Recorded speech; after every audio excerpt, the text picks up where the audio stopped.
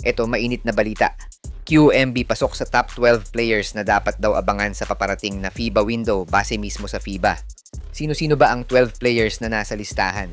Tara alamin sa video natin ngayong araw.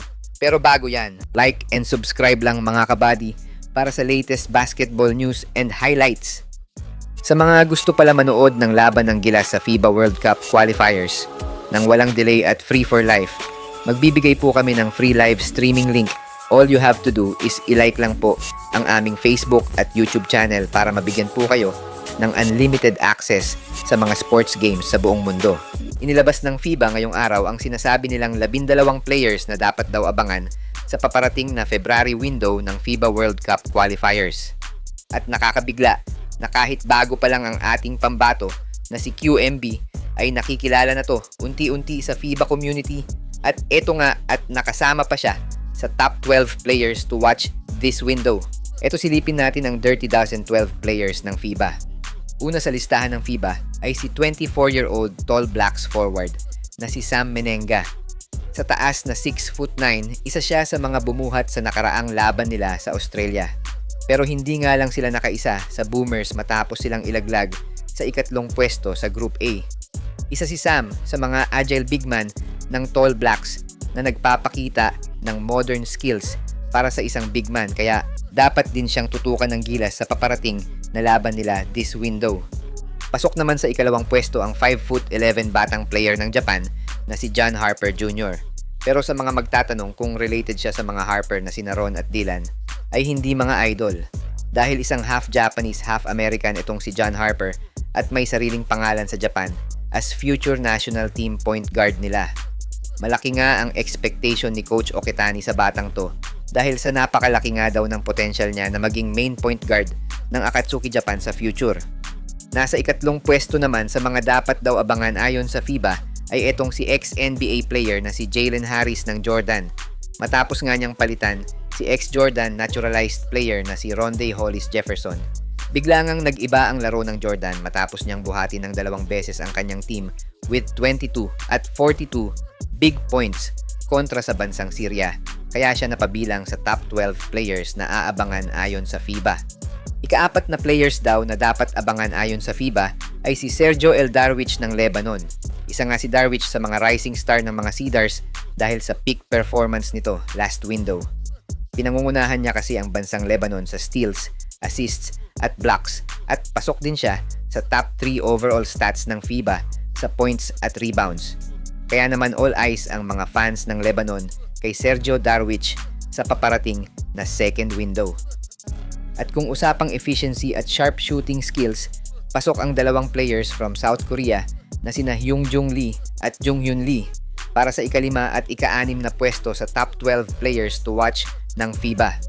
Matapos nga nilang lampasuhin ng 2 beses ang China, muling pinapatunayan ng South Korean basketball na isa sila sa mga team to beat sa qualifiers dahil 2 sa mga best sharp shooters sa FIBA qualifiers ay nasa kanila. Magawa kaya ulit ng 2 na maka-upset sa mga powerhouse team sa Asia? Well, abangan natin. Pasok naman sa top 7 player to watch ng FIBA ay etong si Brandon Goodwin ng Qatar.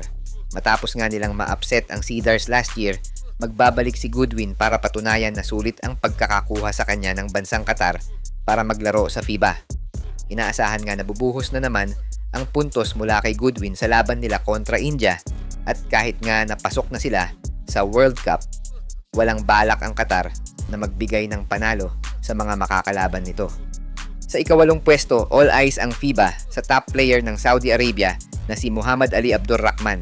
Naalala nyo pa ba ang game ng Gilas kontra sa Saudi Arabia last FIBA Asia Cup?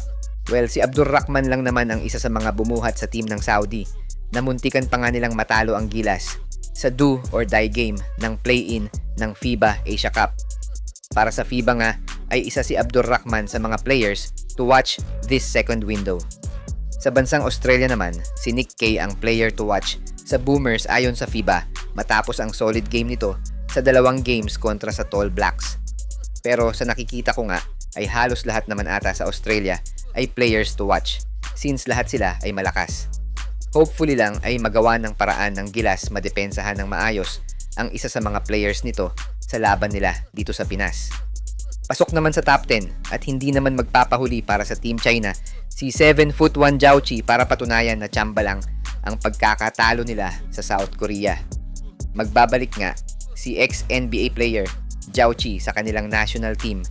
Yun nga lang ay isa ding malakas na team ang makakaharap nila at yan ay ang bansang Japan. Pero who knows mga idol no? Biglang mag-iba ang ihip ng hangin at matalo nila ang Japan at Chinese Taipei para makabalik sa taas ng standings ng FIBA World Cup. Hindi naman magpapahuli ang bagong addition ng Gilas na si QMB sa mga players to watch ayon sa FIBA. Nakakatawa lang pero pati nga ang FIBA ay nalilito na rin sa desisyon ng Gilas kung maglalaro nga ba itong si QMB o hindi, pero after makumpirma ay all goods na si QMB para maglaro sa Gilas. Malaki nga ang expectation ng mga fans kay QMB dahil siya nga ang naging kapalit ni Kai Sotto na matagal-tagal na ding usap-usapan sa FIBA community. Though hindi lang natin alam kung mabibigyan siya ng quality minutes sa Gilas, malaki pa din ang role niya sa frontline ni Coach Tim Cone since iikot nga sa kanilang tatlo ni na Junmar at Edu ang sistema ni CTC. Hopefully lang na ma-upset nga natin ang dalawang powerhouse team with QMB playing sa Gilas. And last but not the least, si Justin Lu nga ang players to watch para sa bansang Chinese Taipei.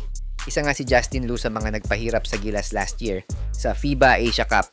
Kaya naman para sa FIBA, si Justin Lu ang dapat bantayan ng mga teams na makakalaban nila. Last 2 games nga ay nag-average si Lu ng 16.5 points at 6 rebounds kontra sa Japan, dahilan para mapasama siya sa top 12 players to watch ng FIBA. Siya nga pala mga idol, sa mga naghahanap ng legit na Gilas jerseys at iba pang paraphernalia ng Gilas, pwede mong i-click yung product link sa gilid ng aking mga video at makikita mo na sa kanan ang lahat ng legit stores na nagbebenta ng mga high quality merch ng Gilas. Maraming salamat mga idol!